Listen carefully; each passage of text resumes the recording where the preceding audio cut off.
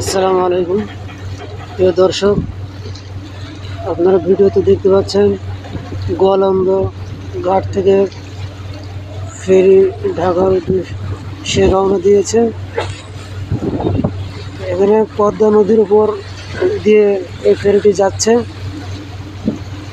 পদ্মা নদী এবং যমুনা নদী এখানে মিলিত অবস্থায় আছে। বর্তমানে ফেরিটি যে নদীর উপর দিয়ে যাচ্ছে সেটি হচ্ছে পদ্মা। আপনারা ভিডিও দেখতে পাচ্ছেন কি কত ঢেউ।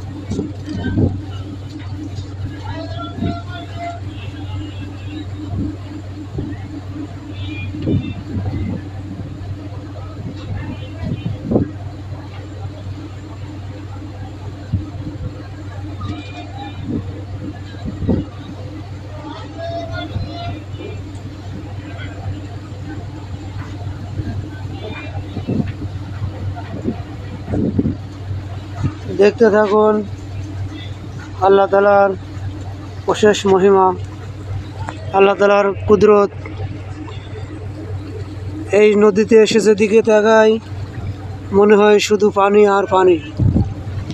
আল্লাহ তাআলার কুদরত, পানি আল্লাহ তাআলা আসমান থেকে বর্ষণ করেন।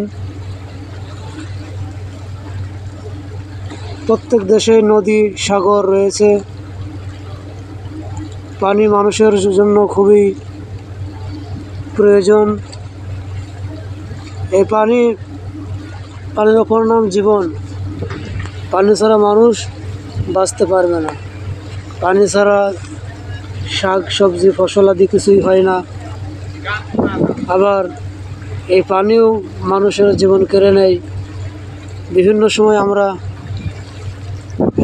দেখতে পাই অঘটন, যে অঘটনের কারণে পানিতে মানুষ ডুবে মারা যায়। প্রিয় দর্শক, আপনারা দেখতে থাকুন আজকের এই রকমারি ভিডিও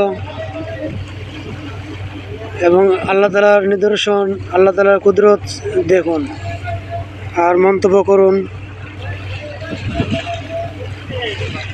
এই পানিতে আল্লাহ তাআলা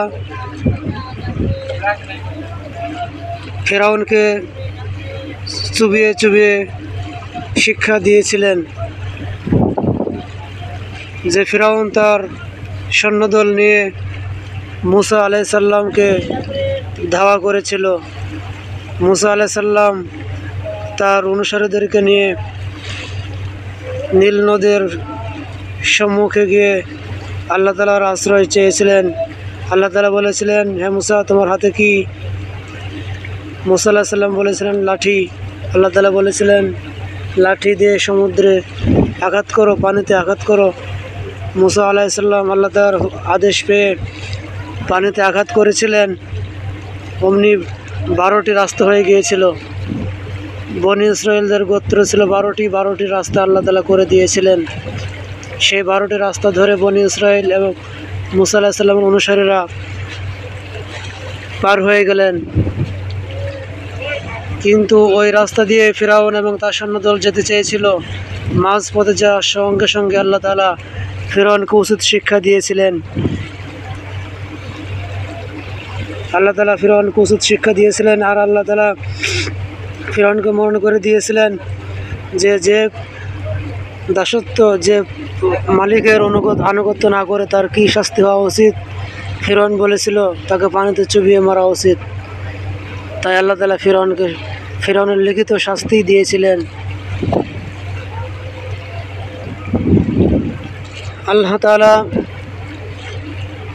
অপার কুদরত, এই সমুদ্রগুলো, এই নদীগুলো, এগুলো কোনো মানুষ খনন করতে পারে না। এত বড় বিশাল চোখের দৃষ্টি যত দূর যায় তত দূর এই পানি দেখা যাচ্ছে। এই সমুদ্র, এই নদীগুলো মানুষের সৃষ্টি নয়, আল্লাহ তাআলার কুদরত। প্রিয় দর্শক, আজকের ভিডিও এ পর্যন্তই।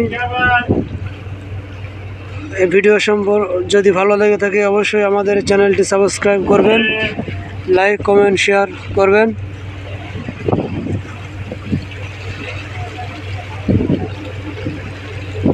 সমুদ্রের প্রশস্ততা, পানি দেখুন,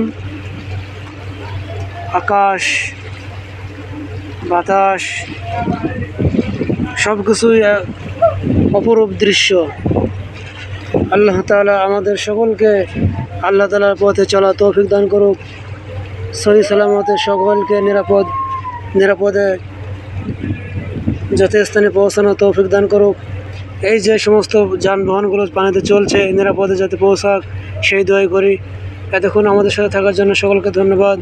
আসসালামু আলাইকুম ওয়া রাহমাতুল্লাহি ওয়া বারাকাতুহু।